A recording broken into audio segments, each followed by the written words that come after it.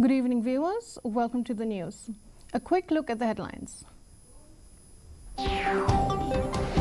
Education Minister Rakung Sangma highlights plans for Eklavya model residential schools and sports excellence centers.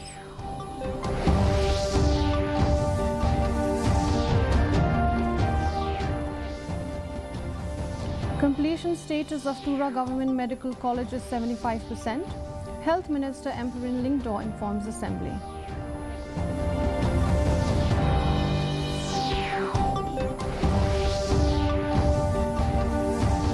Rajpur Veterinary Sub-Centre operates with only 2 deputed staff members, no regular doctors and limited facilities.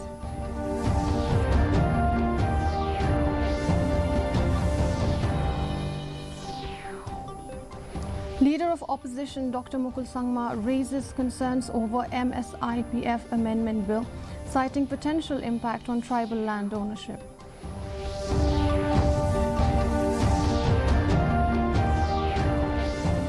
And Deputy Speaker Timothy D. Shira files defamation case against 2 individuals for misinterpreting his statement.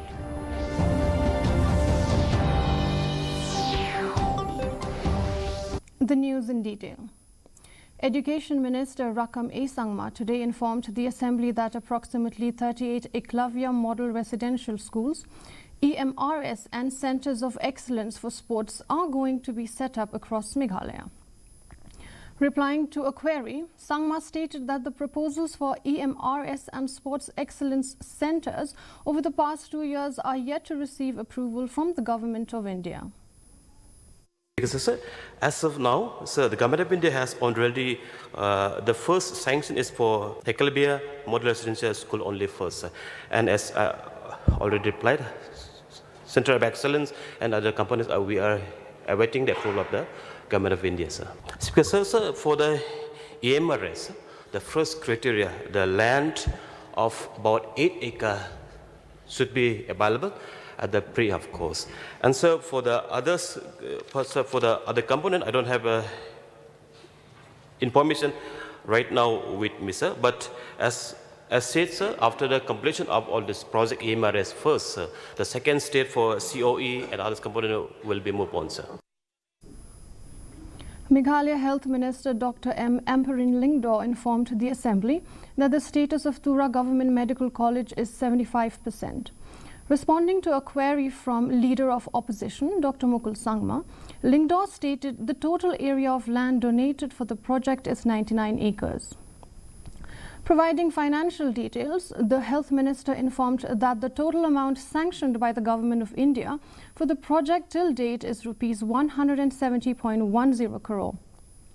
She further stated that the total amount of money released for the project till date is Rs 185.65 crore, while the total amount of money released to the contractor till date is Rs 178.66 crore. Speaker, sir. Reply to Star Question 88A. So the status of the Tura Government Medical College is 75%. B. So the total area of land donated by the clan for the project is 99 acres. C.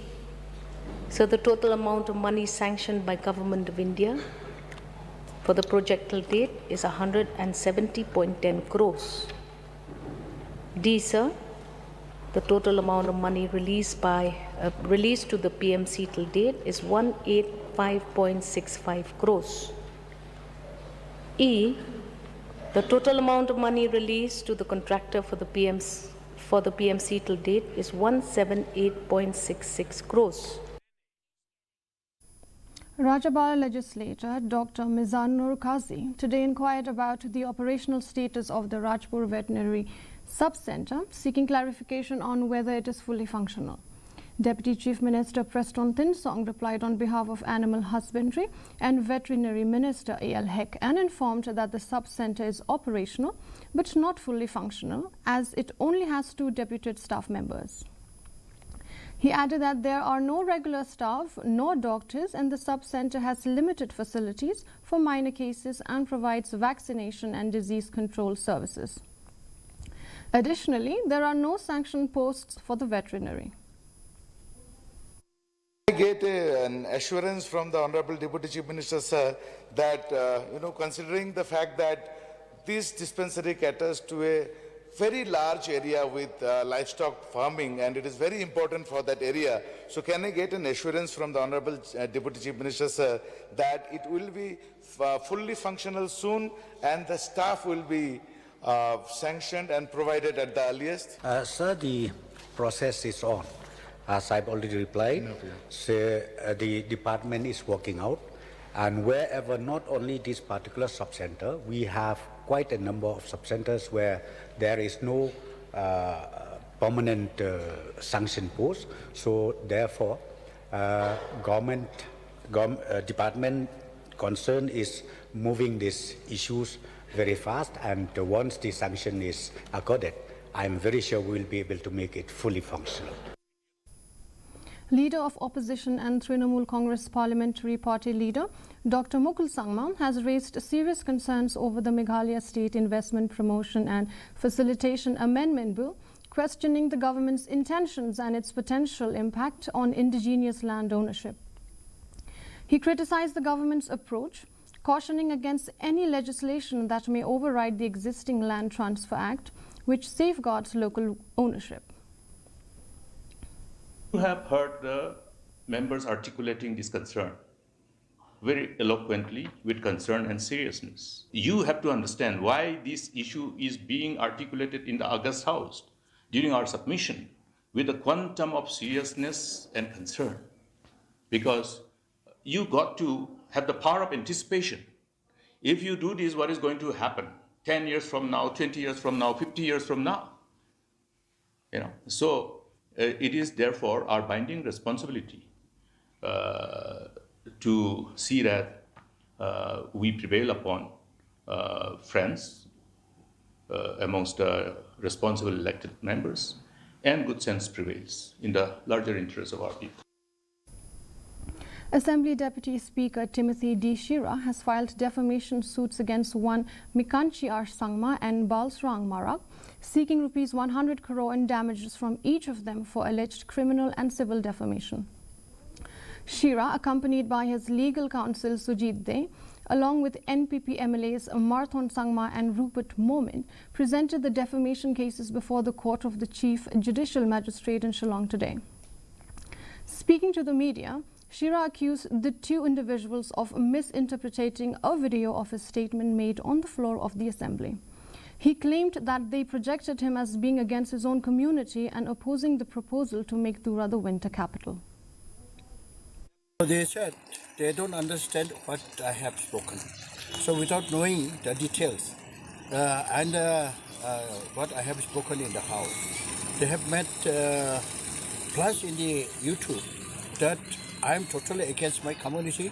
I'm totally against the construction, making Tura winter capital, and thereby, you see, he has. He said he condemned me for not cooperating with the community. The Khasi Students' Union has dismissed the government's verbal assurance and called on all 60 legislators to oppose the Meghalaya State Investment Promotion and Facilitation Act 2024 in its current form during the ongoing budget session of the Assembly. This stance follows a meeting between a KSU delegation and Chief Minister Conrad K. Sangma after the union's protest march to the Assembly yesterday.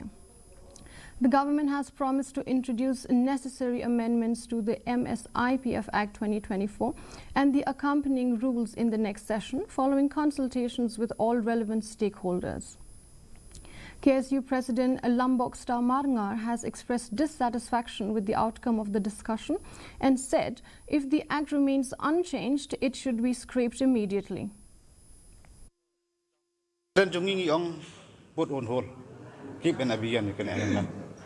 Andai pisau tu I kidon kanut kidon jungki bahasa kerja sencar. Kaduk seorang baik husi ai husi no. Tinggi suatu bat kuat ban keren. Pak kan kerwo. Seberok tu ki amli kasih.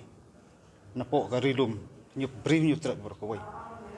Lagi don ke cingit kli ke basai wabek bat ki kuat ampenhun ya pai ba ula jiat dapat songski ki. Given ong tang weekend tien don kam man pasenge swal amen jikanka. Two vehicles, one belonging to the Meghalaya Infrastructure Development Finance Corporation and another belonging to a cook at Old Railways Guest House, was set ablaze by unidentified miscreants today. According to police reports, the first incident occurred around 2:50 a.m. in Nongmansong, Dongkadian, where the MIDFC vehicle was parked along the roadside. The second incident took place this afternoon at Old Railways Guest House in Laban. East Khasi Hills SP Vivek CM said law and order situation in East Khasi Hills is fluid, adding that necessary measures are being taken to ensure peace and maintain law and order. Law and order situation is slightly fluid after the incident which happened in Harrison Bridge, where a group of pressure group had actually gone there, and thereafter we've had 2 cases of arson. So considering these events, we can see it's a fallout of yesterday's incident and issue, and hence we have alerted all our units. We're strengthening patrolling, intensifying patrolling and all that, and all measures are being taken to ensure that there's peace and security. A resident of Umsao Nongkarai village in Dribhoi, Tony Shala, who also serves as the village secretary along with a few youths, rescued a slow loris from truck drivers last evening and took it home with the intention of protecting the animal from possible exploitation.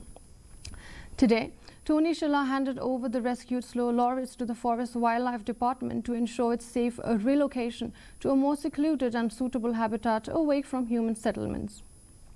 Shila remarked that the increasing displacement of wildlife may be a result of rampant deforestation caused by unchecked burning of forests. Nongpo Traffic Police, in collaboration with the Nongpo Region Auto Owners and Drivers Association, has decided to take strict action against drivers who violate traffic laws, particularly those who consume alcohol while operating public transport. Action will also be taken against vehicle owners who fail to provide proper documentation. In line with this, extensive awareness programs were held by the Traffic Police Department on various provisions of the Motor Vehicles Act. Bertina Lingdo, a person with a disability, today highlighted the numerous challenges individuals with physical disabilities face when attempting to sit for exams and competitive tests. She emphasized that one of the primary difficulties is securing a suitable assistant to help while reading the questions and writing the answers. Lingdo pointed out that many of them are not familiar with essential aspects like punctuation placement, including quotation marks, colons and semicolons. In her appeal to exam authorities, Lingdo urged both private and government organizations to ensure that scribes are well qualified, proficient in reading and writing, and competent with computers to assess individuals with disabilities more effectively. Ya bandi ya khun ya kum gini ki exam ni don kam banjalam ya uscribe kumut ude unong yarap jungi ban yarap ban penpulilem ya ki jingkeli lani ban pentho ya ki jubab jungi hakapor exam haba ki mut ban itho ya kum gini ki exam ki hapwat ya unong yarap jungki uban long kham hapo ya ka kerdan pule jungki Henry ka jing hangni ka long ba bon sin nila amat na kapor sa kapor ba ngimla ban yo bet uta unong yarap jungi uba kum na ka liang ka exam center kidon kam. And now the weather report. In Dura, the minimum temperature stands at 18 degrees Celsius with a maximum temperature at 31 degrees Celsius. The relative humidity was 33%. Moving on to Shillong, the minimum temperature stands at 12.4 degrees Celsius with a maximum temperature at 20.8 degrees Celsius. The relative humidity was 82%. Finally, in Jowai, the minimum temperature stood at 14 degrees Celsius while the maximum temperature at 20 degrees Celsius. The relative humidity was 58%. And the forecasts in Tura, Joy and Shillong indicate that a thunderstorm with lightning is likely to occur at most places. Before we conclude, a recap of the headlines. Education Minister Rakam Sangma highlights plans for MEGHALAYA model residential schools and sports excellence centers.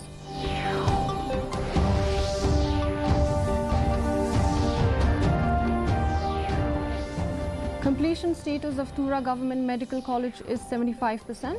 Health Minister Amperin Lingdo informs Assembly.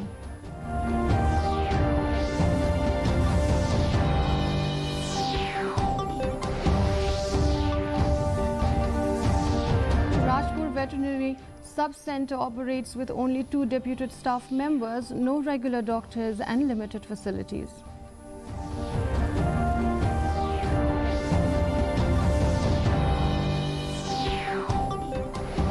Leader of Opposition Dr. Mukul Sangma raises concerns over MSIPF Amendment Bill, citing potential impact on tribal land ownership.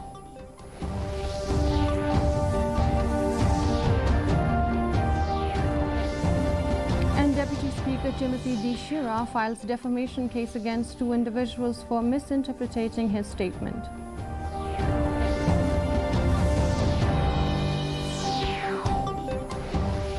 With that, we come to the end of the news bulletin. Do join us tomorrow at the same time, same channel. Until then, good night.